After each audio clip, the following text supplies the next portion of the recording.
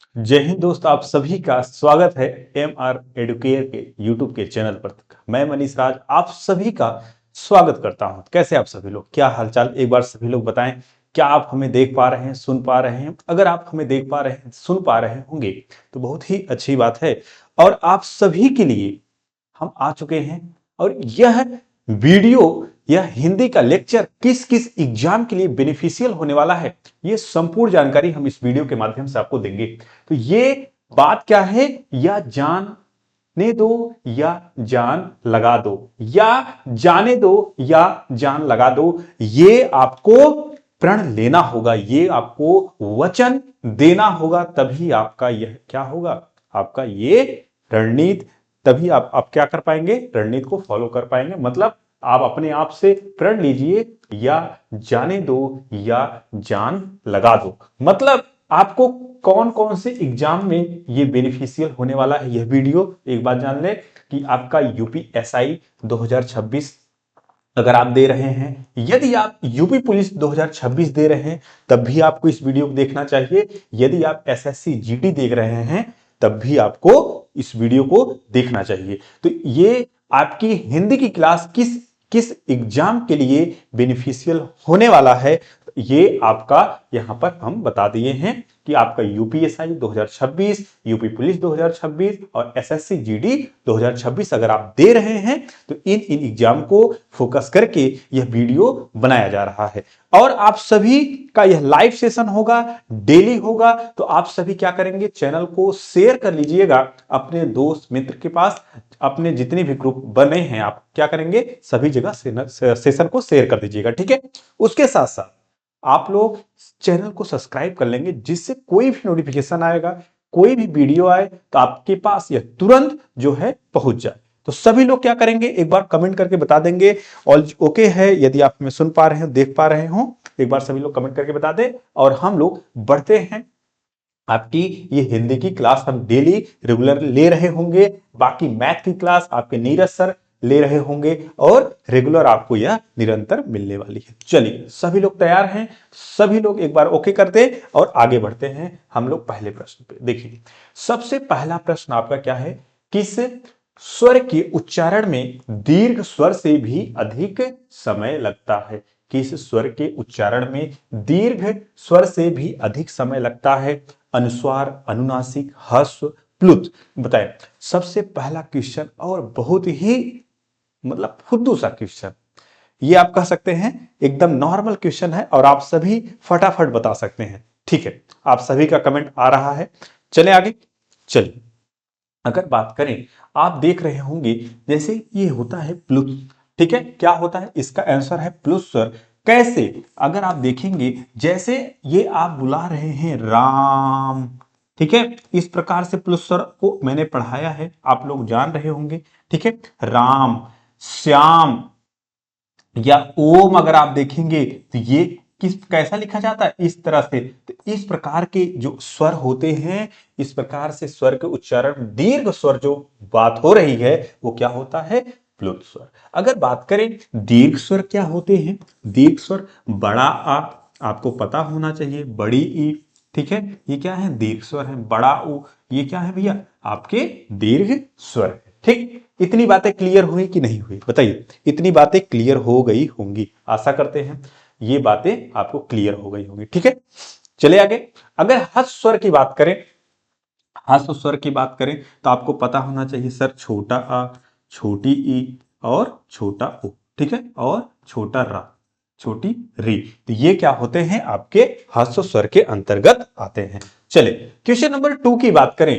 Question number 2 क्या है, समानाधिकार शब्दों की मध्य में किस विराम चिन्ह का प्रयोग किया जाता है। देखिए ये किन किन एग्जामों के लिए बेनिफिशियल होने वाला है, तो यहां पर हमने डलवा दिया है आपका यूपीपी, यूपीएसआई, एसएससी जीडी 2026 में अगर आप एग्जाम दे रहे हैं तो ये हिंदी की क्लास आप सभी के लिए बेनिफिशियल होने वाली है ना। सभी लोग क्या करेंगे, कमेंट करके उत्तर बताते रहेंगे और बाकी हम लोग आगे बढ़ते रहेंगे। बताए भाई, सभी लोग उत्तर बताएं, बाकी हम क्वेश्चन आप सभी देख रहे होंगे, ठीक है। चलिए बिल्कुल बिल्कुल आ चुका है सभी का उत्तर, बिल्कुल ठीक है। क्या होगा, आपका क्या होना चाहिए उत्तर? बिल्कुल, किनका? बी। क्या होगा? बी। यहां पर क्या होगा? चिन्ह हो जाएगा, यहां पर क्या हो जाएगा? चिन्ह हो जाएगा, ठीक है। चिन्ह, लाघव चिन्ह क्या होता है? अल्प विराम क्या होता है? अर्ध विराम क्या होता है? विवरण चिन्ह क्या होता है? नहीं, क्या होता है? अल्प विराम। क्या होता है? अल्प विराम। जैसे आपको बोला जाए कि रामू ने श्याम से कहा कि वह खाना खा लिया है, तो यहां पर जो शब्द लगेगा, शब्द के बीच में क्या होगा? आपका अल्प विराम का प्रयोग किया जाता है। जैसे अगर बात करें, कहा जाए राजा जनक की पुत्री राम की पत्नी है, अगर बात करें जैसे राजा जनक की पुत्री, अब यहां पर जो अल्प विराम लग रहा है इसे क्या बोला जा रहा है? अल्प विराम, ठीक है, इसे क्या बोला जा रहा है? अल्प विराम। फिर उसके बाद राम की पत्नी है, राम की पत्नी है, तो ये क्या हो जाता है भाई आपका? ये ये आपका क्या हो जाता है? समानाधिकरण। क्या शब्दों के मध्य में विराम चिन्ह का प्रयोग किया जाता है? अल्प विराम का प्रयोग किया जाता है, ठीक है। अर्ध विराम क्या हो रहा है? विवरण चिन्ह क्या हो रहा है? लाघव चिन्ह क्या हो रहा है? जैसे अगर बात करें लाघव चिन्ह का, जैसे अगर बात करें आप उत्तर प्रदेश से हैं तो आपको पता होना चाहिए, मान लीजिए उत्तर प्रदेश, इस प्रकार कुछ लोग लिखते हैं, लेकिन यहीं पर अगर आप लाघव चिन्ह का प्रयोग कर दें तो आप ऐसे डायरेक्ट लिख देंगे ओ, ये जो जीरो की तरह बना रहे हैं यही क्या होता है? लाघव चिन्ह होता है, मतलब उत्तर प्रदेश शॉर्टकट में लिख दे रहे हैं। अगर बात करें जैसे मध्य प्रदेश से हैं कुछ लोग, तो इस प्रकार से जान रहे होंगे, मध्य प्रदेश के आप क्या करते हैं? इस प्रकार से न लिखकर आप म और प्र लिख देते हैं, तो ये क्या हो जाता है? आपका मध्य प्रदेश हो जाता है। बात आई समझ में कि नहीं आई? एक बार सभी लोग बताएं, बात आई कि नहीं समझ में आई? अब विवरण चिन्ह का अगर बात करें, विवरण चिन्ह क्या होता है भाई? विवरण चिन्ह आप अगर देखें विवरण चिन्ह के बारे में, तो विवरण चिन्ह आप कहेंगे सर इस प्रकार से, इस प्रकार से अगर कह दिया जाए, जैसे अगर आप कुछ बता रहे हैं, जैसे अगर लिखते हैं जैसे, अगर आप कुछ लिखते हैं, लिखते समय जैसे का प्रयोग करते हैं, फिर इस तरह से करते हैं, ठीक है, इस तरह से करते हैं, तो यही क्या हो जाता है? विवरण चिन्ह हो जाता है। क्लियर हुआ कि नहीं? एक बार सभी लोग बताएं, क्लियर? इतनी बातें स्पष्ट है? चले आगे भाई, चलिए क्वेश्चन नंबर 3, इनमें से कौन सा शब्द व्यक्तिवाचक संज्ञा नहीं है? व्यक्तिवाचक संज्ञा नहीं है, हिमालय, गंगा, राम, पहाड़, बताएं। इतनी बातें आप सभी बता देंगे, उसके बाद हम लोग आगे बढ़ रहे होंगे। बताइए भाई, क्या ये चीजें क्लियर हो रही हैं कि नहीं? बताएं। क्या इसमें से व्यक्तिवाचक संज्ञा क्या होता है? आपको पता होना चाहिए, व्यक्तिवाचक संज्ञा नहीं है। इसमें क्या बोला गया है? इनमें से कौन सा शब्द व्यक्तिवाचक संज्ञा नहीं है? ठीक है, व्यक्तिवाचक संज्ञा क्या होता है? सर एक नाम, जो भी नाम होते हैं वो संपूर्ण क्या होते हैं? व्यक्तिवाचक संज्ञा के अंतर्गत आते हैं, ठीक है। क्या होते हैं? नाम हमेशा व्यक्तिवाचक संज्ञा के अंतर्गत आते हैं। राम, गंगा, हिमालय, ये क्या है? ये आपके व्यक्तिवाचक संज्ञा हैं। और इसमें से कौन सा नहीं है अगर बात करें तो कहेंगे सर पहाड़ क्या है? ये व्यक्तिवाचक संज्ञा नहीं है, ठीक है। क्लियर हुआ? ये कौन सा है संज्ञा? आप कहेंगे सर ये जातिवाचक संज्ञा है। कौन सा? जातिवाचक संज्ञा। क्लियर? जातिवाचक संज्ञा, ठीक है। जातिवाचक संज्ञा क्या होती है? जब संपूर्ण जात की बात करें, मतलब जैसे अगर आप लड़की की बात करें तो लड़की क्या है? पूरे एक समुदाय की बात हो रही है, ना कि एक किसी एक लड़की की बात हो रही है। अगर मान लीजिए हम बात करें लड़कियां आ रही हैं तो वहां पर क्या हो रहा है? बहुत सारी लड़कियां आ रही हैं, किसी को हम नहीं, ये लड़की बहुत बदमाश है, तो लड़की क्या है आपका? किसी को नाम तो मैंने दिया नहीं, तो वो क्या हो जाएगा? आपका जातिवाचक संज्ञा के अंतर्गत आता है ना। अगर बात करें राम बहुत ही चतुर है, राम, अब स्पेसिफिक क्या आ जा रहा है? नाम आ जा रहा है, तो ये क्या हो जाएगा? आपका व्यक्तिवाचक संज्ञा हो जाएगा। क्या हो जाएगा? व्यक्तिवाचक संज्ञा हो जाएगा। आगे चले, चलिए क्वेश्चन नंबर 4, उसका भाई खेलता है, वाक्य में सर्वनाम बताइए। अब सर्वनाम आपको पता होना चाहिए, सर्वनाम क्या होता है। अगर हम पूछ लें सर्वनाम का शाब्दिक अर्थ बताइए, सर्वनाम का शाब्दिक अर्थ आपको पता होना चाहिए। सर्वनाम का शाब्दिक अर्थ क्या है?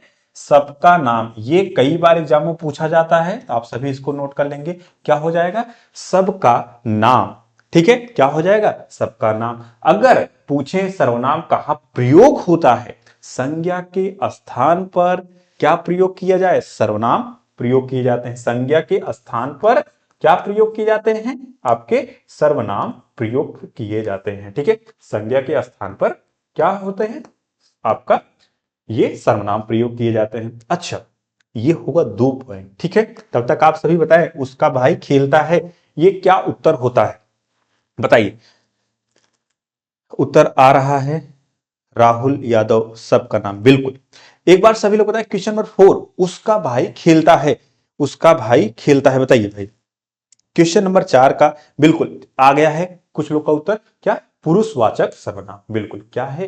पुरुषवाचक सर्वनाम। अच्छा, अब इसको थोड़ा सा और हम आगे चलते हैं। अगर पूछे सर्वनाम के कितने भेद होते हैं, तो बात आती है, तो आप कहेंगे सर सर्वनाम के 6 भेद होते हैं। कितने? 6 भेद होते हैं, ये पता होना चाहिए। ठीक है, और यहां पर संबंधवाचक का अगर हम पूछें, जो आप कैसे पकड़ पाएंगे संबंधवाचक सर्वनाम, तो वहां पर क्या होगा? जो और सो वहां पर लगे होंगे, तो आप समझ जाइएगा सर ये क्या होता है? संबंधवाचक सर्वनाम। जो और सो वहां पर लगा होगा। निजवाचक सर्वनाम कैसे पकड़ेंगे? सर वहां पर स्वयं की बात होगी। क्या होगा? स्वयं की बात होगी। क्या होगा? स्वयं, खुद के बारे में जब बात हो, मतलब ये आप क्या करेंगे? निज से निजी, निजी मतलब स्वयं और खुद के बारे में जब बात हो, तो वहां पर निजवाचक सर्वनाम होता है। ठीक है, अब निश्चय की अगर बात हो, निश्चय, यह और वह की बात हो, यह मेरी किताब है, वह लड़का बहुत दुष्ट है, तो वह क्या हो जाए? निश्चित ही बता रहा है कि यह मेरी किताब है और वह लड़का दुष्ट है, तो ये क्या हो जाएंगे? निश्चयवाचक सर्वनाम हो जाएंगे। क्लियर हुआ?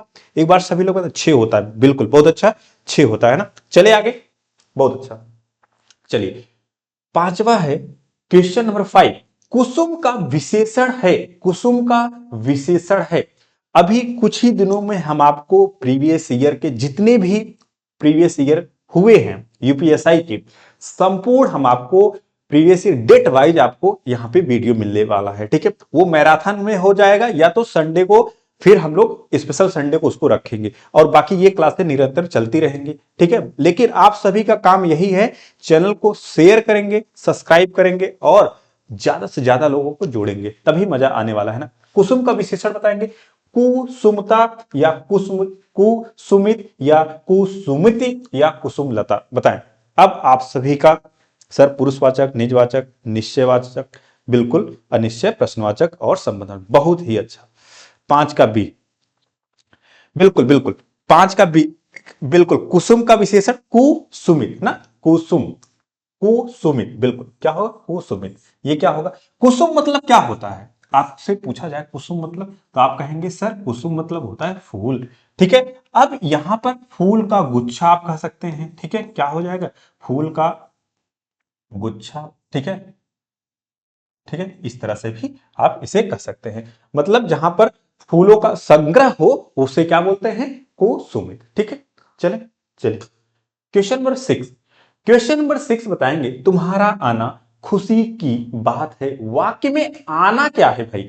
आना, आना, आना, पीना, खाना, ये क्या होते हैं? चलना, दौड़ना, ये क्या होते हैं? एक बार सभी लोग बताएं, बताइएगा, और सेशन को शेयर भी करके आइएगा। उसके बाद क्या होता है, और भी लोग होंगे तो और भी ज्यादा मजा आने वाला है ना। बताएं, क्रिया या संज्ञा या विशेषण या इनमें से कोई नहीं, बिल्कुल, क्या हो जाएगा? आपको पता होना चाहिए, जहां भी ना होगा वो क्या हो जाएंगे? या करना, पीना, खाना, कुछ आप काम कर रहे हैं तो वह क्या हो जाता है? क्रिया हो जाता है। क्या हो जाता है? क्रिया हो जाता है। 6 का ए, बहुत अच्छा। आगे चले, चले भाई, आगे चलते हैं। आगे क्वेश्चन नंबर 7, क्वेश्चन नंबर 7, सरकार ने अंशतः प्रतिपूर्ति की है, इस वाक्य में किस प्रकार की क्रिया विशेषण का प्रयोग हुआ है? रीतिवाचक, कालवाचक, परिमाणवाचक या स्थानवाचक, बताएं। सरकार ने अंशतः प्रतिपूर्ति की है, बताइए। ये जो अंशतः की बात हो रही है, ये जो अंशतः की बात हो रही है, ये क्या दर्शा रहा है? एक परिमाण को दर्शा रहा है। क्या? एक परिमाण को दर्शा रहा है। ठीक है, जैसे थोड़ा तेल है तो वहां पर क्या होता है, थोड़ा क्या है, एक परिमाण को दर्शा रहा है, एक परिमाण को बताता है, तो ये क्या हो जाएगा, अंशतः अंशतः आपका परिमाणवाचक विशेषण हो जाएगा। ठीक है, क्लियर है सभी को, बताएं एक बार। बिल्कुल, क्या है ये, परिमाणवाचक। अच्छा, कालवाचक क्या होता है, कालवाचक पता है, कालवाचक जब समय को दर्शाए, जब समय को दर्शाए, समय की बात करे तो वह क्या हो जाता है आपका कालवाचक होता है। जब स्थानवाचक, स्थान की बात करें तो वह क्या हो जाए, स्थानवाचक। ठीक है, क्रिया विशेषण आपके चार होते हैं ना, ये भी आपको पता होना चाहिए। क्रिया विशेषण कितने होते हैं, चार होते हैं, क्रिया विशेषण आपके चार होते हैं। ठीक है, कालवाचक, रीतिवाचक, परिमाणवाचक और स्थानवाचक, ये बाकी आपके चारों ऑप्शन में भी हैं। 7 का सी, बहुत अच्छा, क्या होगा। चलिए भाई, क्वेश्चन नंबर 8, निम्न में से कौन सा शब्द पुल्लिंग है, पूर्ति, अभिव्यक्ति, विवाह, छवि, बताइए इसमें से कौन सा आपका पुल्लिंग है, और बाकी आपके जो है स्त्रीलिंग होंगे तो उसको नहीं बताना है, आपको पुल्लिंग छाट के बताना है। बताइए बताइए, देखते हैं कितने लोग का उत्तर आने वाला है, बताए भाई। बिल्कुल बिल्कुल,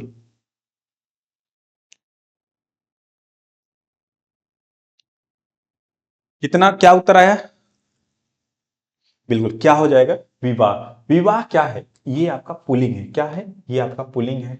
प्रतिपूर्त, प्रतिपूर्त, अभिव्यक्ति, छवि, ये आपके क्या है, अगर बात करें ये आपके क्या हो जाते हैं, ये आपके हो जाते हैं सर इकारांत, क्या इकारांत। ठीक है, ये इकारांत स्त्रीलिंग है, क्या है, इकारांत स्त्रीलिंग है। ठीक है, स्त्रीलिंग है। ठीक है भाई, स्त्रीलिंग है। ठीक, इकारांत स्त्रीलिंग है। ठीक, ये क्या है, इकारांत स्त्रीलिंग है।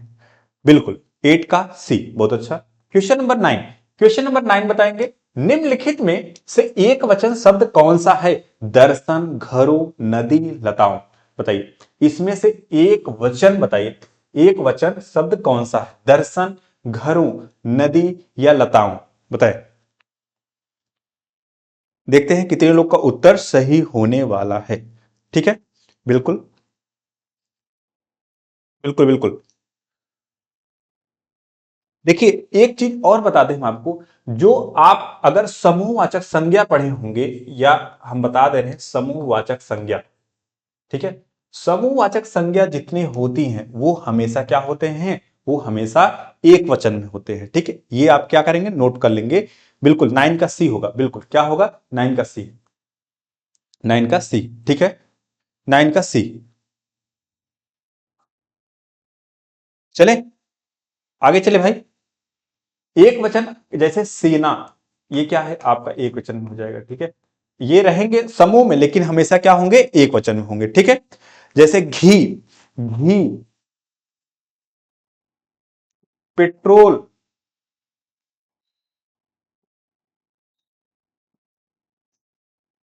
ठीक है, और आप अगर बताएं, तेल, आकाश, वर्षा, सत्य, झूठ, ये क्या होते हैं आपके आते हैं, सत्य, झूठ। ठीक है, और आकाश, ये आपके क्या होते हैं, ये हमेशा आपके एक वचन में आएंगे। ठीक, हस्ताक्षर, हस्ताक्षर बताइए क्या एक वचन में है या बहुवचन में, हस्ताक्षर। चले आगे। सर अगर मेरा सिलेक्शन नहीं हुआ तो रीजनिंग और हिंदी पढ़ के,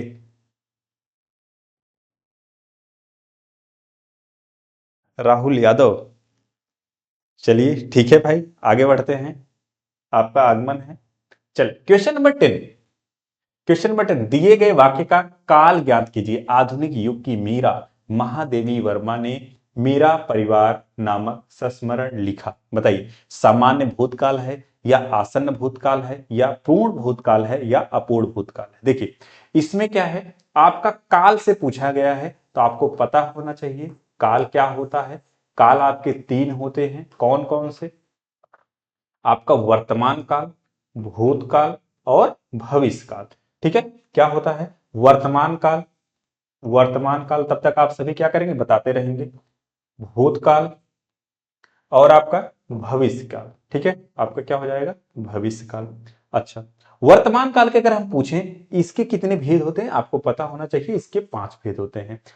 इसके अगर पूछे भूतकाल के 6 भेद होते हैं, ठीक है, भूतकाल के 6 भेद होते हैं। अगर भविष्य काल के हम पूछें कितने भेद होते हैं, आपको पता होना चाहिए, इसके 3 भेद होते हैं। ठीक, 10 का ए होगा। देखिए, अगर अब देखिए कुछ लोग सामान्य भूतकाल तो कर देते हैं, लेकिन ये सामान्य भूतकाल नहीं है, ये सामान्य भूतकाल नहीं है, ये है आपका आसन्न भूतकाल, आसन्न भूतकाल। ठीक है, ये आसन्न भूतकाल है, क्योंकि जैसे अगर पढ़ेंगे आधुनिक युग की मीरा महादेवी वर्मा ने मेरा परिवार नामक संस्मरण लिखा। ठीक है, मतलब अभी अभी कोई काम समाप्त हुआ है, जैसे कि मान लीजिए आपने खाना खाया, मतलब अभी अभी आपने क्या किया, आपने खाना खा लिया। तो आसन्न भूतकाल में क्या होता है, तुरंत जब आप क्या कोई काम करके निकलते हैं तो वो क्या हो जाता है, आसन्न भूतकाल। पूर्ण भूतकाल में कोई काम पूरी तरह समाप्त हो चुका होता है तो वह क्या होता है, आपका पूर्ण भूतकाल। अपूर्ण भूतकाल में क्या होता है, कोई काम चल रहा होगा, चल रहा होता है तो वो क्या हो जाते हैं, अपूर्ण भूतकाल। चले आगे, चलिए क्वेश्चन नंबर 11 बताएंगे। क्वेश्चन नंबर 11 बताए भाई, बिल्कुल आगे बढ़ें, बताइए। क्वेश्चन नंबर 11, निम्नलिखित में से वाक्य में भाववाच्य पूछा गया है। क्या पूछा गया है, भाववाच्य। अब बात आती है वाच्य से, वाच्य से। तो आप सभी बताएंगे वाच्य के कितने प्रकार, आपको पता होना चाहिए सर, 3 प्रकार। कौन कौन से, कौन कौन से, देखिए कृतिवाच्य, कौन कौन से, कृतिवाच्य, कर्मवाच्य और भाववाच्य, और क्या, भाववाच्य। अब बताएं कृतवाच्य क्या होता है। कृतवाच्य में कर्ता की प्रधानता होती है, किसके, कर्ता की प्रधानता होती है। कर्मवाच्य में कर्म की प्रधानता होती है। और भाववाच्य क्या होता है, ये फीलिंग को दर्शाता है। जैसे लोग खुलकर हंस रहे हैं, तो ये आपका नहीं है, ये भी नहीं है। अब देखिए रामचरितमानस ग्रंथ तुलसी द्वारा लिखी गई है, ये आपका, ये भी भाववाच्य नहीं है। वृद्ध आराम से बैठ सकता था, ये भी नहीं है आपका। अगर बात करें, ये आपका राइट आंसर हो जाएगा। क्या, सर्दियों में रोज नहाया नहीं जाता, मतलब 3 होते हैं, बहुत अच्छा। क्या होता है, सर्दियों में रोज नहाया नहीं जाता, ये क्या होते हैं, भाववाच्य। मतलब भाव पता चल रहा है, मुझसे खाया नहीं जाता, मुझसे रोया नहीं जाता, मुझसे सोया नहीं जाता, तो ये क्या हो जाएंगे। और वहां पर अगर अधिकतर निगेटिव सेंस दे रहा होगा, जैसे कि नहीं, तो ये क्या हो जाएंगे, हमेशा भाववाच्य में आ जाएंगे। ठीक है भाई, ये आगे चलते हैं। चलिए क्वेश्चन नंबर 4, क्वेश्चन नंबर 4 बताएंगे आप सभी, बताइए। क्वेश्चन नंबर 4 बताएंगे सभी लोग, बताइए। और सभी लोग क्या करेंगे, सेशन को शेयर करके आ जाएंगे, और भी लोग आए, और भी मजा आने वाला है। ठीक है, अभी तो शुरुआत है, अभी तो पूरी पिक्चर बाकी है, अभी तो शुरुआत है, अभी तो पूरी पिक्चर बाकी है।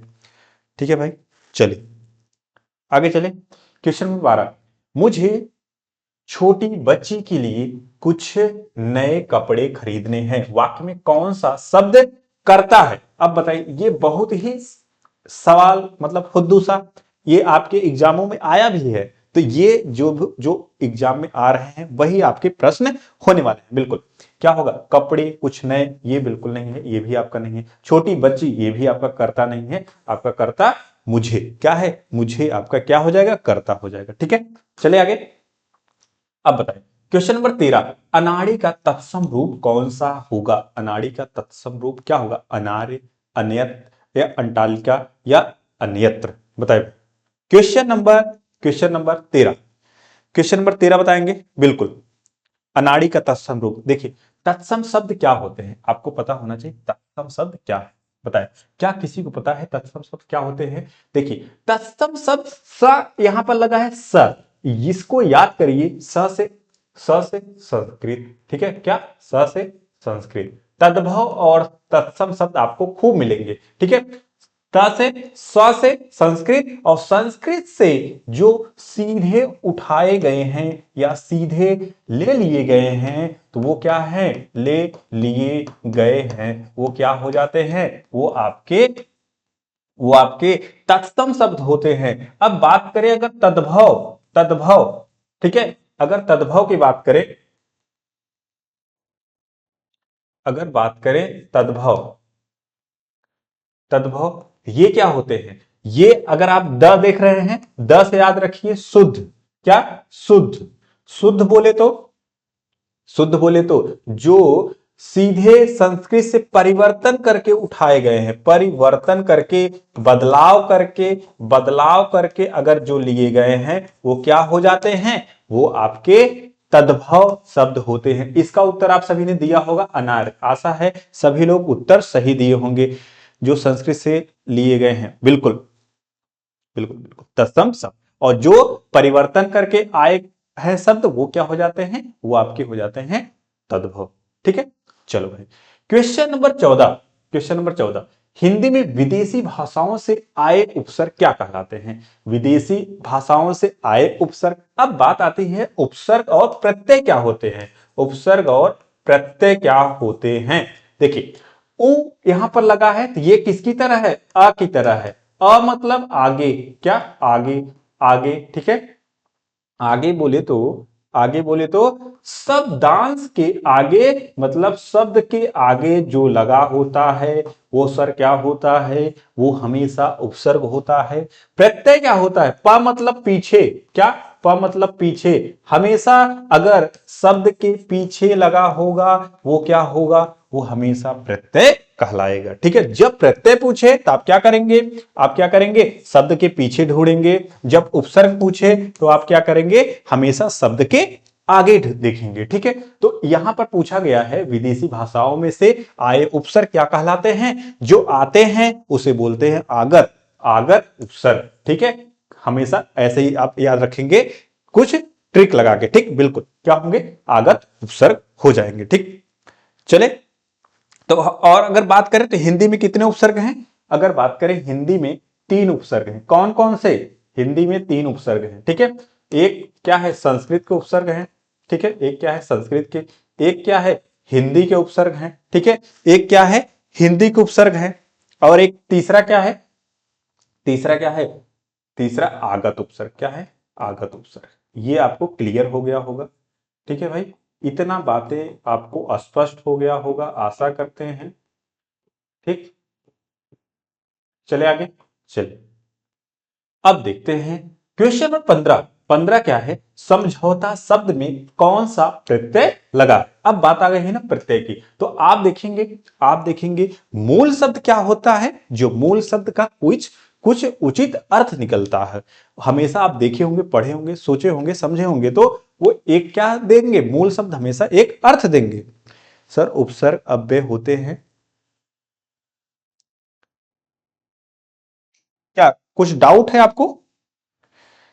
राहुल यादव, कुछ डाउट है? बताइए, कुछ डाउट है?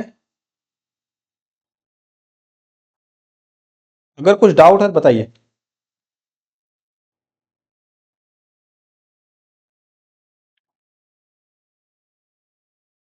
नहीं तो आगे बढ़ा जाए।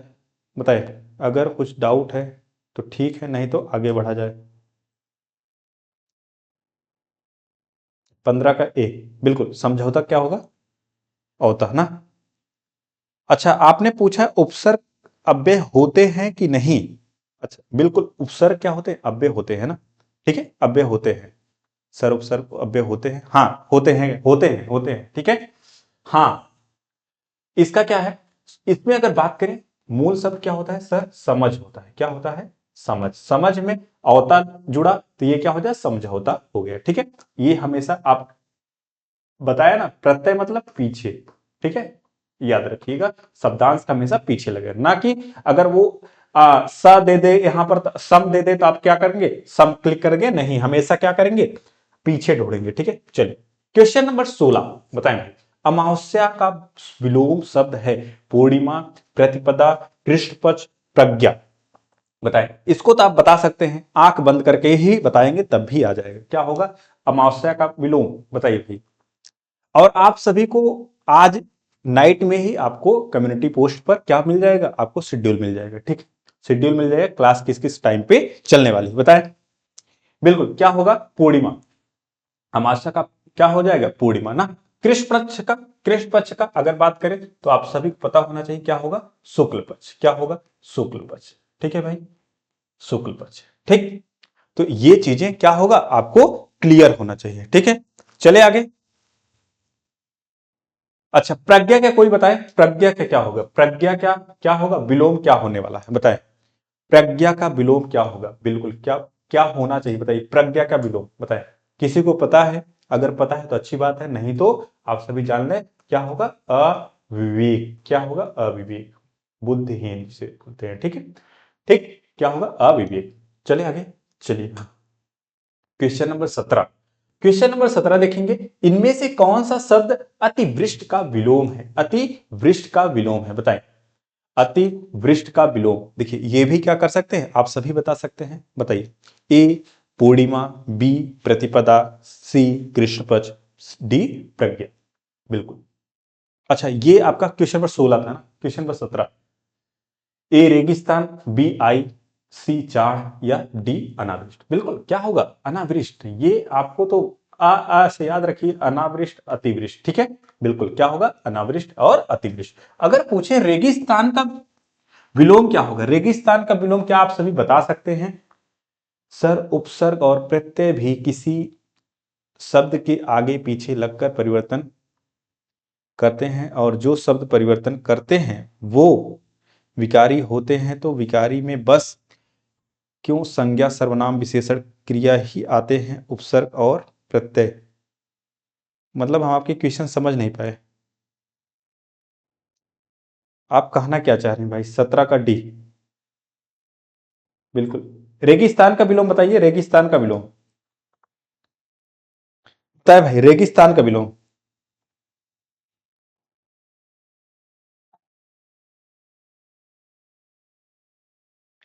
रेगिस्तान का विलोम बताएंगे, बिल्कुल रेगिस्तान का विलोम अगर आप सभी को आ रहा हो तो सब बता सकते हैं।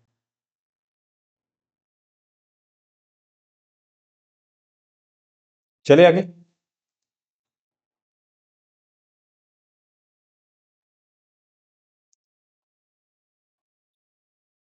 चले।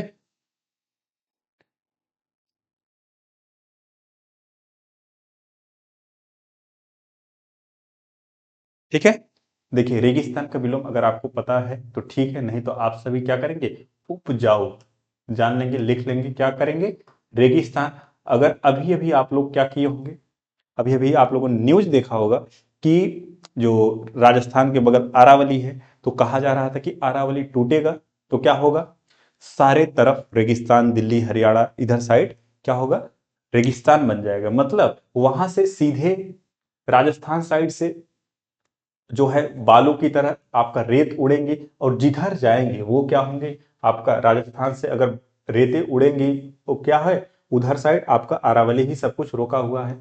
अब जिधर वो जाएगा, रेत जिधर जाएगी उधर क्या कर देगा, रेगिस्तान बना देगा। मतलब वहां कुछ उपज नहीं हो पाएगा, क्या होगा, वहां पर कुछ उपज नहीं हो पाएगा।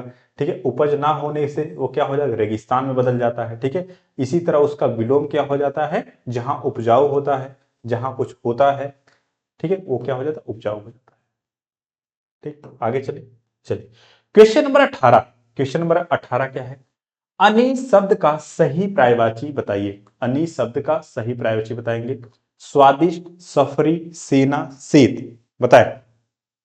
क्वेश्चन नंबर 18, अनि शब्द का सही पर्यायवाची बताइए। स्वादिष्ट, सफरी, सेना, ये सी, ये क्या है, सी नंबर। ठीक है, देखते हैं कितने लोग का उत्तर आ सकता है। स्वादिष्ट, सफरी, सेना या सेत, देखेंगे। बिल्कुल क्या होगा, आप सभी याद रखिएगा, अनि, ये क्या है, अनि। ठीक है, अनि का पर्यायवाची पूछा है, एक बार क्या करेंगे, देख लेंगे। सेना पर क्लिक करना है, क्या करना है, सेना पर। बहुत लोगों का उत्तर ये गलत हो जाता है, क्या हो जाता है। ठीक है, चले क्वेश्चन नंबर 19। क्वेश्चन नंबर 19 देखिए, केला का पर्यायवाची शब्द क्या होगा, कदली, कुमुद, करव और भान बताइए, इसमें से कौन सा आपका केला का पर्यायवाची है। चले भाई बताइए, तब तक हम आप सभी का कमेंट देख लेते हैं। ये तो आप सभी को पता होगा, नहीं पता हो। क्वेश्चन नंबर 19 बताएं। क्या होगा? बिल्कुल क्या होगा? कदली। ये तो क्लियर होगा ना, कदली क्या होता है? कदली। अगर इसका और पर्यायवाची पूछें तो क्या होगा? रंभा। ठीक है। और भानुफल क्या होता है? भानुफल। ठीक, भानुफल। ठीक है, ये क्या होंगे? आपके केला का पर्यायवाची। ठीक, चले आगे। चलिए क्वेश्चन नंबर 20 बताइए। क्वेश्चन नंबर 20, अरुण शब्द का अनेकार्थी क्या होगा? अरुण शब्द का अनेकार्थी सूर्य, गुलाबी, प्रातःकालीन सूर्य, सिंदूर, या सिंदूर आठ, या सूर्य नवीन।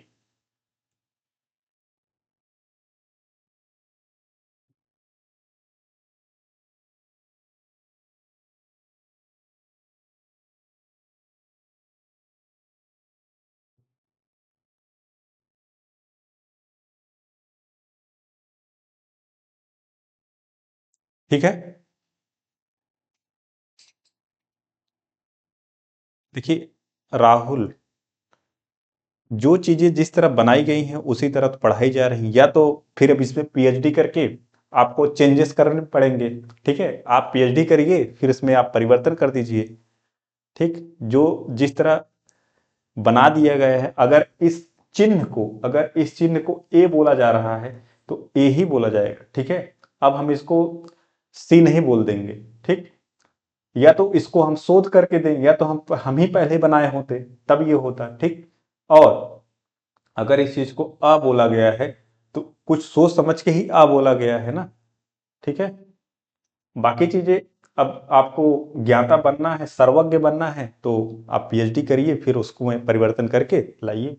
ठीक है, बिल्कुल क्या होगा? प्रातःकालीन सूर्य का सिंदूर। ठीक, चलिए क्वेश्चन नंबर 21, अभिज्ञ अनभिज्ञ शब्द का सही अर्थ बताइए। अज्ञान या ज्ञानी, ज्ञानी या पढ़ना, या जानकार या ना जानकार, या अगम्य या गम्य, बताएं। ठीक है भाई, जो चीजें जिस तरह दी गई हैं, हाँ उसमें कंफ्यूजन है तो ठीक है, लेकिन अगर आप ऐसा कहें कि सर ये चीजें हैं और ये चीजें इसमें क्यों नहीं आ जा सकती हैं, तो वो निरर्थक चीजें हो जाएंगी ना। ठीक, अब एग्जाम ओरिएंटेड पढ़िए या तो आप पीएचडी उसमें करिए, तो वो अलग बात है। चले, अभिज्ञ क्या होगा?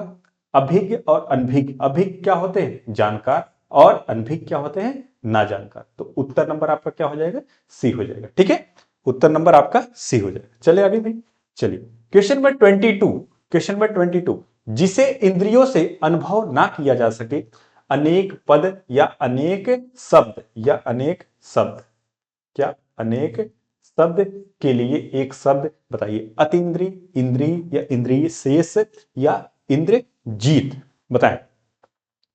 21 का 22 बताइए। 22, क्वेश्चन नंबर 22 क्या होगा? अतीन्द्र, क्या होगा? अतीन्द्र। ठीक है, क्या क्लियर है? एक बार बताएं। क्वेश्चन नंबर 21 का सी, 21 का सी, बिल्कुल सी है, राइट है। चले, हाँ आगे चले भाई। 22 बताएंगे, 22 बताएं। बिल्कुल क्या होगा? जिसे इंद्रियों से अनुभव ना किया जा सके उसे क्या बोलते हैं? अतीन्द्रिय। ठीक है, 22 का ए। चले आगे, चले भाई क्वेश्चन नंबर 23, ईश्वर में विश्वास रखने वाला इस शब्द का सामूहिक क्या है? इस शब्द समूह के लिए एक शब्द बताइए। देखिए बताए, ईश्वर में विश्वास रखने वाला इस शब्द का समूह के लिए, या इस वाक्यांश के लिए एक शब्द बताइए। अलग अलग जो है वहां पर दिए रहते हैं, तो आप सभी को वही बताना है, मतलब वाक्यांश के लिए एक शब्द बताना है ना। बिल्कुल क्या होगा? आस्तिक, भक्त, नास्तिक, या श्रद्धावान। तो आपको पता ही होगा भाई, ईश्वर में जो विश्वास रखता है उसे बोलते हैं आस्तिक, और जो विश्वास नहीं रखता है, जो विश्वास नहीं रखता है उसे क्या बोलते हैं? नास्तिक। क्या बोलते हैं? नास्तिक। ठीक है, उसे क्या बोलते हैं? नास्तिक। ना रखने वाले को नास्तिक और रखने वाले को आस्तिक। ठीक, 23 का ए, बहुत अच्छा। चलिए क्वेश्चन में 24, 24 बताएंगे। महाशय शब्द में कौन सी स्वर संधि है? महाशय शब्द में कौन सी स्वर संधि है बताइएगा। और बात आई है तो संधि की, एक बार सभी लोग बताइएगा, संधि, संधि के कितने भेद बताएं? संधि के कितने भेद भाई? तो आपको पता होना चाहिए क्या संधि के सर 3 भेद। कौन कौन से? स्वर संधि, कौन कौन से? स्वर संधि, व्यंजन संधि और विसर्ग संधि। ठीक है, और क्या होता है? विसर्ग संधि। अच्छा, स्वर संधि के कितने भेद? भाई स्वर संधि के 5 भेद। कौन कौन से? एक बार सभी लोग बता देंगे। कौन कौन से? सभी लोग बताएंगे। ठीक है, इसका क्या ट्रिक बता दें? एक बार सभी लोग कमेंट करेंगे तो ट्रिक भी इसका बहुत ही आसान है याद करने का। ठीक, बाकी तो आपको यहां 2 लिखे गए हैं। बताइए सर 3 भेद, बहुत अच्छा। कौन कौन से? एक बार क्या आप नाम लिख सकते हैं? तो पांचों का नाम लिख के बता देंगे तो बड़ा अच्छी बात हो जाएगी। देखिए, अगर बात करें इसमें से पूछा गया है महाशय शब्द में कौन सी स्वर संधि है, तो ये क्या हो जाएगा आपका? देखेंगे महाधन आशय। अगर इसका संधि विच्छेद करेंगे महाधन आशय होगा, और इसके साथ साथ आपको यहां पर क्या मिल रहा है? बड़ा आ मिल रहा है। क्या मिल रहा है? बड़ा आ। मतलब क्या हो रहा है? ये सर आपके क्या होंगे? बड़ा मतलब दीर्घ है, दीर्घ मतलब आपका दीर्घ स्वर संधि। अगर बात करें यड़ संधि, यड़ संधि मगर आप हमेशा देखेंगे तो ये क्या होते हैं?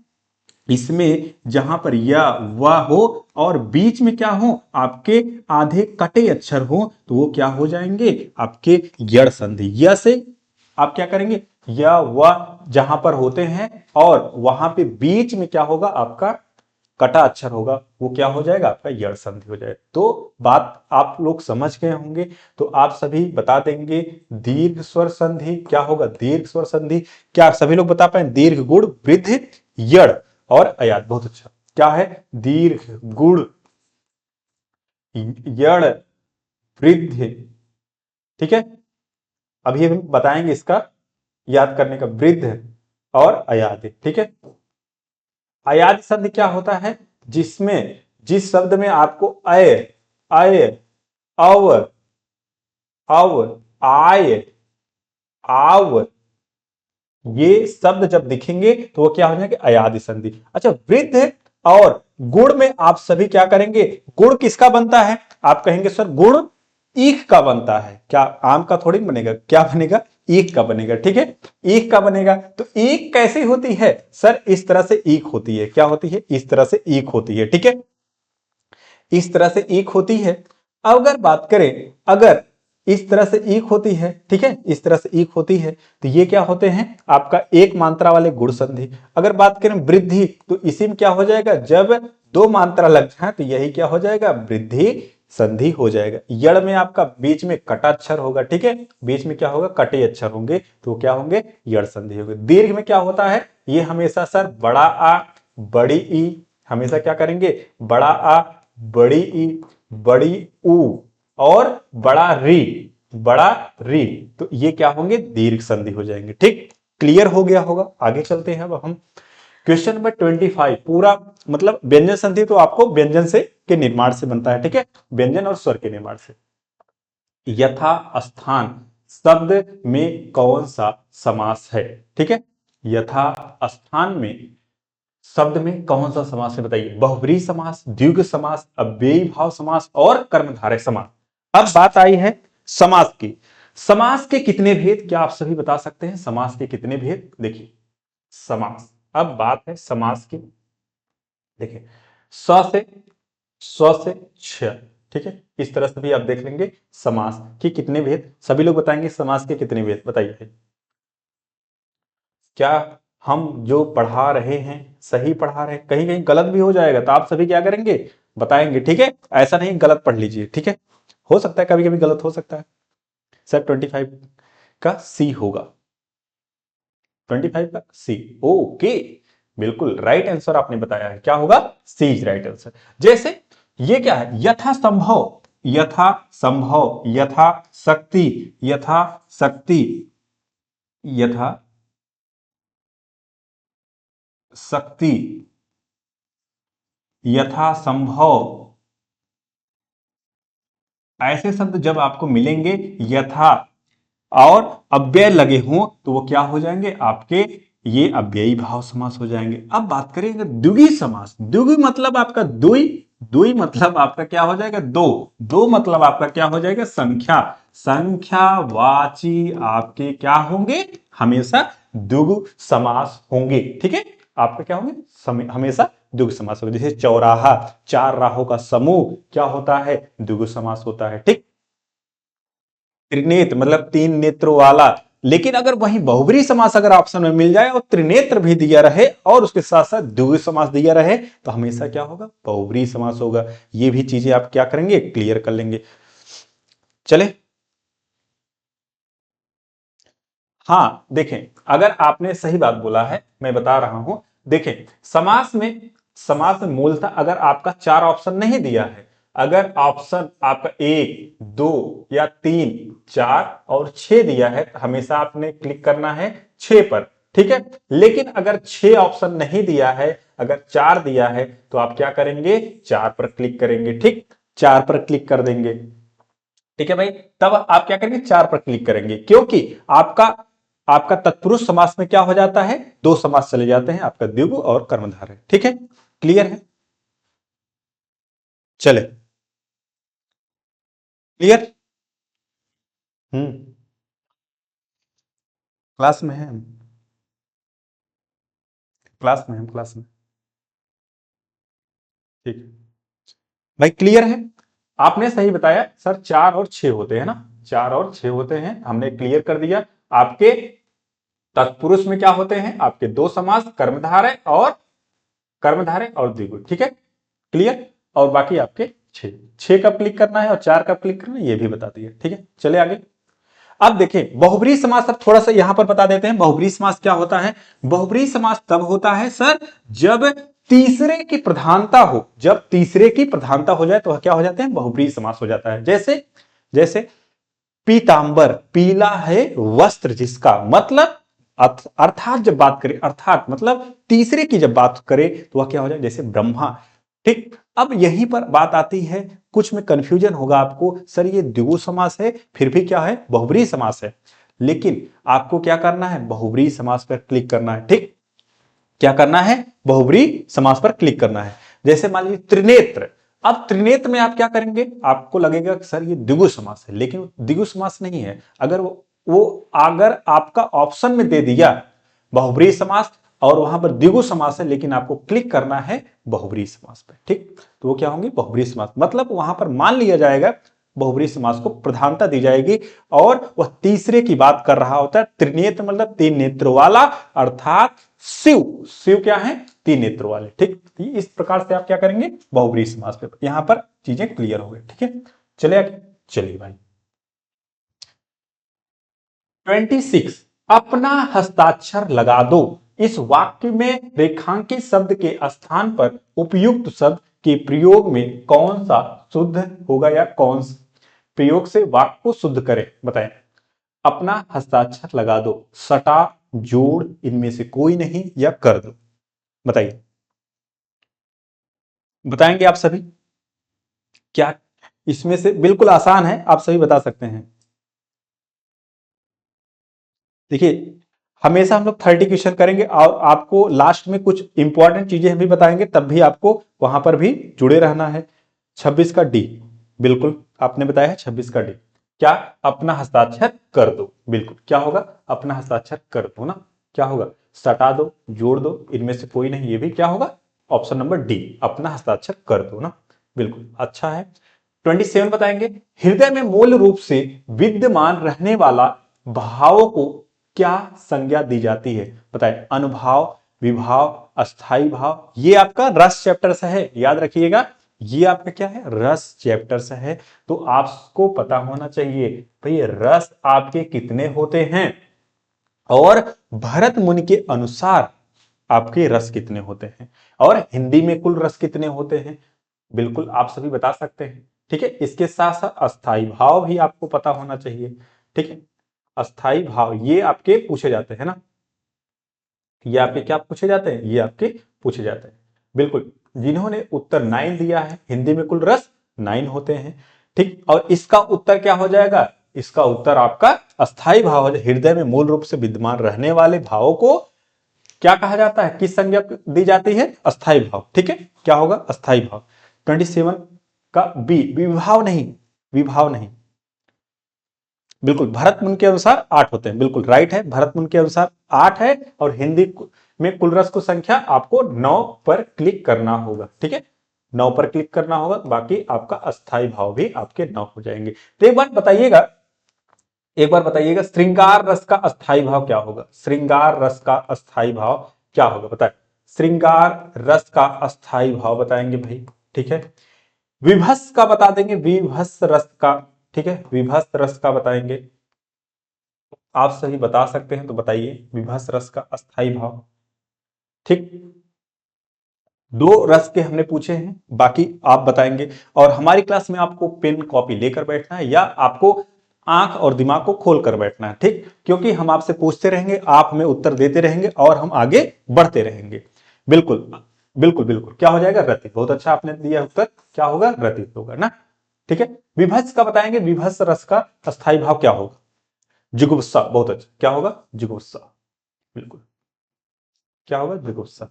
ठीक है, राइट आंसर। 27 देखेंगे, 27 हो चुका, 28। दामनी दमक रही घनमाही, घस के प्रति जथा स्तर नाही। मतलब इन पंक्तियों में कौन सा छंद है? तो छंद आपको पता होना चाहिए भैया। छंद आपके कितने होते हैं? आपके छंद बताएंगे, क्या कोई छंद के बारे में बता सकता है? या आप हमें यही बता दीजिए कि इसमें से कौन सा छंद है? कौन सा छंद है? इसमें से कौन सा छंद है बताएं। अब छंद को कैसे आप पता कर सकते हैं? छंद को कैसे पता कर सकते हैं? देखिए, छंद को पता करने के लिए आपको क्या करना होना चाहिए? आपको मात्राएं काउंट करना पड़ेगा। ठीक है, मात्राएं काउंट करना पड़ेगा। अब मात्रा काउंट करने के लिए हमें क्या करना पड़ेगा? यहां से देखना पड़ेगा। अब देखिए, छंद को अगर स्पेशली पढ़ना है तो समय लगेगा, लेकिन हम आपको यहीं पर थोड़ा सा बता देते हैं। देखिए, अगर बड़ा बड़ा मात्रा होगा, अगर बड़ी मात्रा होगा तो आपको इस तरह से सिंबल देना है। अगर छोटी मात्रा होगी तो आपको इस तरह से सिंबल देना है। ठीक है, बड़ी मात्रा के लिए आपको इस तरह से और छोटी मात्रा के लिए आपको इस तरह से। छोटी मात्रा के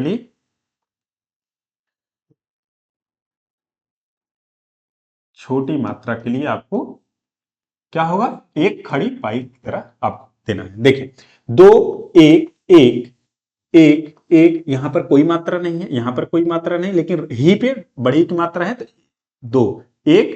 यहां पर क्या होगा? बड़ा आ का मात्रा है तो आपको क्या करना है? इस तरह से मात्रा देना है। ठीक है, अब काउंट करिए, 2 3 4 5 6 7 8 9 10 11 12 12 2 2 यहां पर है मतलब 4, 12 4 16। मतलब 16 किसका होता है? 16 आपको पता होना चाहिए सर, 16 मात्रा किसकी होती है? चौपाई की। किसकी? चौपाई की। क्या आया? बिल्कुल चौपाई सर, ऑप्शन सी। बहुत अच्छा, क्या होगा? आपको ऑप्शन सी। चौ चौ मतलब 4, चौ मतलब 4 और 4 का स्क्वायर हो जाता है तो हो जाएगा 16। अगर बात करें दोहा, दोहा में कितनी मात्रा है तो आपको पता होना चाहिए सर। दोहा मतलब धोखा देना। मतलब आपको, अगर आपकी शादी हो और शादी में से आपके साथ धोखा हो जाए, मतलब धोखा मतलब समझ रहे हैं कि आपको कहा जाए कि आपको 13 लाख मिलेगा और मिल जाए आपको 11 लाख, तो वही क्या होगा आपका? मतलब कि प्रथम और तृतीय चरण में आपका 13 मात्राएं और आपका क्या हो जाता है? द्वितीय और चतुर्थ चरण में 11 मात्रा। इसी प्रकार आप अगर सोरठा, सोरठा मतलब शोर उठा, मतलब शोर उठ जाता है आपके गांव में, कहने का मतलब ये है 11 लाख की आपकी शादी तय हुई थी लेकिन आपको 13 लाख मिल गया, तो क्या हो जाता है? पूरे गांव में शोर हो जाता है। ठीक है, इस प्रकार से पहले और तृतीय चरण में 11 मात्राएं और दूसरे चरण और चतुर्थ चरण में आपकी 13 मात्राएं। तो ये आपका क्या हो जाता है? क्लियर हो गया होगा। ठीक, चले आगे। चलिए भाई, बहुत अच्छा, आपने लास्ट तक जुड़े रहे और इस तरह उत्तर देते रहे। ये आपके, अगर आपको पीडीएफ चाहिए तो आपको टेलीग्राम ज्वाइन कर लीजिएगा, पीडीएफ आपको इस प्रकार से मिल जाएगी। तो यहां पर मैंने पीडीएफ भी लगाया था बहुत ही अच्छे तरीके से, तो आपको ये भी चीजें मिल जाएंगी। ठीक, 29, अनुप्रास अलंकार क्या है? अनुप्रास अलंकार क्या है? देखिए, व्यंजन वर्ण की आवृत्ति, व्यंजन की व्यंजन वर्ण की आवृत्ति एक भी बार ना हो, या प्रस्तुत के माध्यम से अप्रस्तुत का वर्णन हो, या एक शब्द की अधिक बार की आवृत्ति क्या होती है?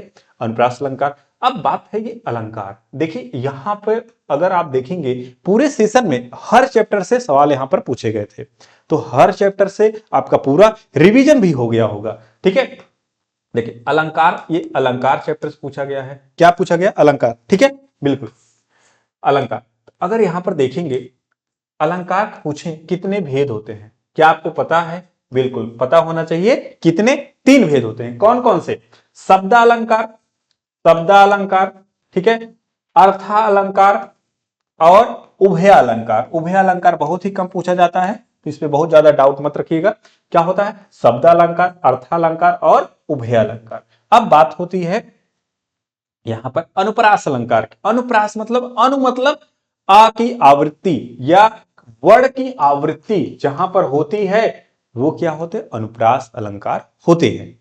क्लियर है सर? 3 होते हैं। बहुत अच्छा। क्या होंगे? व्यंजन की वर्ण की आवृत्ति। देखिए व्यंजन वर्ण की आवृत्ति एक बार भी ना हो, ये आपका क्या हो जाएगा? कट हो जाएगा। प्रस्तुत के माध्यम से अप्रस्तुत का वर्णन, ये भी कट हो जाएगा। एक शब्द की आवृत्ति किसमें होती है? शब्द की आवृत्ति आपका यमक अलंकार में होती है। किसमें होती है? यमक अलंकार। ठीक है, काली घटा का घमंड घटा मतलब घटा घटा, एक घटा मतलब बादल, एक घटा मतलब घटने का क्रम, तो वो क्या होता है? काली घमंड का घटा मतलब काली घमंड, काली घटा का घमंड घटा, तो ये क्या हो जाएंगे? यमक अलंकार में आ जाएगा। तो ये भी ऑप्शन गलत हो जाएगा। तो आपका व्यंजन वर्ण की आवृत्ति, ठीक है, वर्ण की आवृत्ति क्या होती है? ऑप्शन नंबर ए, 29 का ए। बहुत अच्छा उत्तर आपने दिया है। बिल्कुल क्या होगा? अब देखिए कुछ यहां पर हमने यहां पर लगाया हुआ है।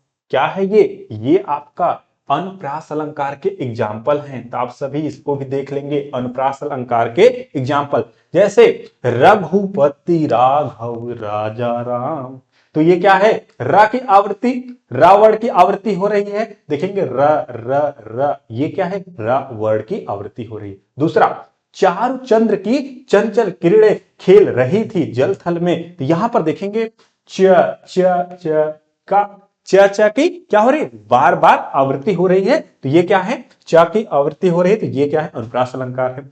तीसरा, तरनी तनुजा तट तमाल तरुवर बहु छाए, तो ये क्या है? ता की आवृत्ति हो रही है। यहां पर देखेंगे त त त, ठीक है। मुदित महपति मंदिर आए, ये क्या है? मां की यहां पर आपका हो रहा है रिपीटिशन, तो आप इसका क्या स्क्रीनशॉट ले सकते हैं। बाकी हम लोग आगे बढ़ते हैं ना, इस प्रकार आपके समझाने के लिए ये चीजें थी। अब बताएंगे क्वेश्चन नंबर 30, तो आप सभी इसका बताएंगे क्या होगा? विश्व हिंदी दिवस कब मनाया जाता है? और एक प्रश्न हमारी तरफ से, राष्ट्रीय हिंदी दिवस भारत में कब मनाया जाता है? बताइए। भारत का राष्ट्रीय हिंदी दिवस, तो ये आपका पहला सेशन था, तो हमें आशा है आप सभी को अच्छा लगा होगा। और लास्ट में कुछ आपको और गिफ्ट मिलेंगे। यहां पर आपको इस तरह से जो है आपका तो उत्तर यहां पर हमने लगाया है, आपको इसको भी ले लीजिएगा अच्छी तरह से। क्यों मनाया गया है ये भी हमने लिख दिया है। 10 जनवरी 1975 को नागपुर में पहले विश्व हिंदी सम्मेलन की शुरुआत हुई थी, इसलिए इस दिन विश्व हिंदी दिवस रूप में मनाया जाता है। उद्देश्य क्या था? हिंदी भाषा के वैश्विक स्तर पर प्रचार प्रसार और जागरूकता बढ़ाना। ठीक, अंतर, यह भारत की राष्ट्रीय हिंदी दिवस 14 सितंबर को मनाया जाता है। राष्ट्रीय हिंदी दिवस 14 सितंबर को मनाया जाता है, और इससे अलग क्या है? भारत की राजभाषा बनाने उपलक्ष्य मनाया जाता है। ठीक है, राजभाषा को बढ़ावा देने के लिए मनाया जाता है। तो 14 सितंबर ये भी क्लियर हो गया। ठीक है, और बाकी 10 जनवरी वाला भी आपका क्या होगा? ये क्लियर हो जाता है। अब थोड़ा सा हम लोग देखते हैं रचयिता मतलब रचनाकार वाले पार्ट को देख लेते हैं। जयशंकर प्रसाद, जयशंकर प्रसाद किसकी किसकी जो है रचना की है? कामायनी, आंसू, लहर। महादेवी वर्मा, नीरजा, निहार, रश्मि, सांध्य, अतीत के चलचित्र और यामा, और इसके साथ साथ दीप शिखा। क्या? दीप शिखा। अगर देखेंगे नोट करेंगे तो ये क्या होते हैं? ये महादेवी वर्मा के अधिकतर महिलाओं के नाम पर निर्धारित है, जैसे निहार, नीरजा, रश्मि, सांध्य, अतीत के चलचित्र, यामा, दीप शिखा, ये क्या है? महिलाओं के नाम पर। सुमित्रानंद पंत के पल्लव, गुंजन, ग्रंथ, वीणा। सुमित्रा नंद सूर्यकांत त्रिपाठी निराला के क्या क्या है? अनामिका, गीतिका, परिमल। राम कुमार वर्मा के क्या क्या है? आप देखेंगे आकाशगंगा, निशीथ, चित्ररेखा। सूर सागर का क्या क्या है? सूर सारावली, साहित्य लहरी। अगर देखें मीराबाई का, नरसिंह जी का मायरा, गीत गोविंद टीका, राग गोविंद, राग सोरठ के पद, ये क्या है? मीराबाई के है। रसखान की अगर बात करें, प्रेम वाटिका, सुजन रसखान और दान लीला। ठीक है, बिल्कुल। तुलसीदास की अगर बात करें, रामचरितमानस, गीतावली, कवितावली, विनय पत्रिका, दोहावली, कृष्णा गीतावली। पृथ्वीदास राजसों का चंद्र बरदाई बहुत ज्यादा पूछा जाता है। कबीरदास की बीजक, रमैनी, सबद और साखी। मैथिली शरण गुप्त की जयद्रथ। ठीक है, ये भी आपका पूछा जाता है। ठीक, इतनी बातें क्लियर हो गई होंगी। किसी कोई दिक्कत हो तो अब बता सकता है, नहीं तो आप सभी क्या करेंगे, तीनों एग्जाम को दिमाग में रख के चलते रहेंगे। यूपीएसआई, यूपी पुलिस और एसएससी जीडी अगर आपको देना है, आप सभी इन तीनों एग्जाम को दिमाग में लेकर चलते रहिए। और आपको क्लास कैसा लगा तो एक बार जरूर बताइएगा। ठीक है, कमेंट सेक्शन में जरूर कमेंट करिए क्लास कैसा लगा। फिर मिलते हैं हम लोग कल। और आप सभी को इस क्लास को शेयर भी करिएगा और चैनल को सब्सक्राइब कर लीजिएगा। बहुत बहुत धन्यवाद, आप सभी जुड़े रहें। सभी को गुड नाइट, शुभ रात्रि। फिर मिलते हैं कल। चला जाए।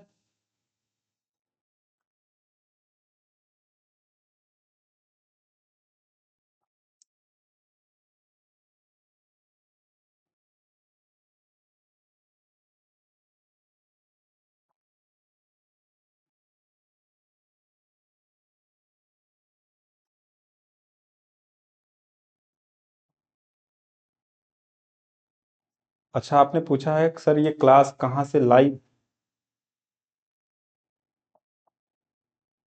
ये क्लास आपकी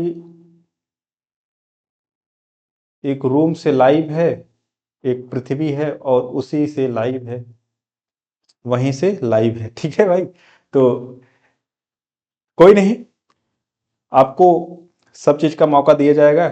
बाकी आप पढ़ाई करिए, पढ़ते रहिए और लोग को जोड़ते रहिए, तो ये बहुत ही अच्छी बात है, आपने पूछा है। चलिए, फिर मिलते हैं हम लोग कल। ठीक है राहुल जी, बाकी हम लोग जौनपुर से हैं, आपने पूछा है, अच्छा है। आप कहां से देख रहे हैं क्या राहुल भाई, आप बताएंगे आप हमें कहां से देख पा रहे हैं? आपका जिला कौन सा है? हमारा है जौनपुर। बताएं, उसके बाद हम लोग सेशन को एंड करेंगे।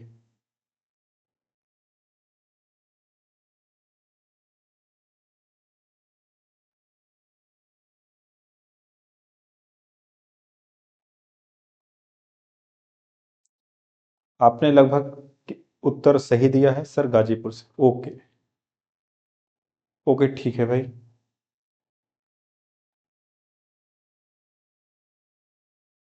चलिए, फिर मिलते हैं हम लोग कल। और आप सभी क्या करेंगे, और भी छात्रों को जोड़ेंगे, और जितने अच्छे छात्र होंगे और भी मजा आएगा। और अगर कमजोर होंगे तो हम लोग यहाँ से चीजें सिखाकर फिर आगे फॉरवर्ड करेंगे। ठीक है, आप लोग एग्जाम तक तब तक अच्छी तैयारी हो जाएगी, आपको कोई दिक्कत लेने की बात नहीं है। अभी हम चैप्टर वाइज भी चीजें लेंगे, तो चैप्टर वाइज भी चीजें चलेंगी। तो अगर आप सभी जुड़े रहें और चीजें अगर आगे कंटिन्यू अच्छे से होती हैं, तो हम लोग क्या करेंगे, चैप्टर वाइज हर चैप्टर का हम लोग सेशन लेने वाले हैं ना। हिंदी, रीजनिंग, सभी क्या है चैप्टर आपको लेने वाले हैं। ठीक है, तो सभी का क्या होगा, देखिए ऐसा नहीं कि ये हम लोग की क्लास जो है अब यहां पर चल रही है, बहुत जगहों पर क्लासेस चल रही हैं और समय को निकालते हुए इस चैनल पर दिया जा रहा है। ठीक है, तो ये चीजें मायने नहीं रखती हैं, लेकिन हाँ और भी क्लासें हैं तो कंटिन्यू, लेकिन फिर भी यहाँ पर किया जाएगा। और चीजें अगर बढ़ती हैं अच्छी तरह से तो यहाँ पर कंटिन्यू और भी क्लासें चलाई जाएंगी। ठीक, और लेकिन हाँ आपके ये 4 क्लासें तो चलने वाली हैं, आपके 4 सब्जेक्ट तो चलेंगे ही ना, 4 सब्जेक्ट आपके चलेंगे ही। आपके हिंदी हो गए, रीजनिंग हो गए, ठीक, रीजनिंग हो गए, जीएस हो गए, आपके मैथ्स हो गए। ठीक है भाई, ऐसा नहीं, और भी प्लेटफॉर्म पे हम लोग पढ़ा रहे हैं, लेकिन ये आपके हम लोग यहाँ पर फ्री ऑफ कंटेंट दे रहे हैं, तो आप लोग ले सकते हैं, आगे बढ़ सकते हैं। ठीक है भाई, फिर मिलते हैं हम लोग अगले दिन।